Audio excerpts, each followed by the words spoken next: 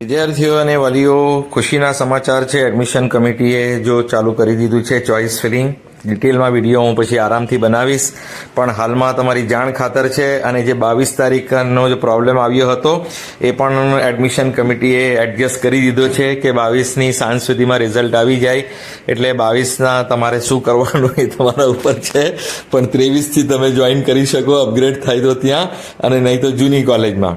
તો 22 તારીખે રાત્રે તમારું રિઝલ્ટ આવી જશે. 18 તારીખથી 22 તારીખ સુધી બપોર સુધી ચોઇસ ફિલિંગ છે, તો રાત સુધીમાં રિઝલ્ટ આવી જશે. તો તમારા માટે ઇઝી કરી નાખ્યું છે. બાકી એમ 25 તારીખ સુધી ખેંચતે તો પ્રોબ્લેમ વધી જતે. તો આ સરસ છે.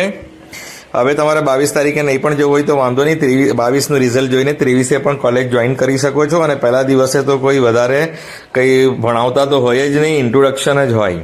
એ બી દરેક કોલેજમાં ના હોય.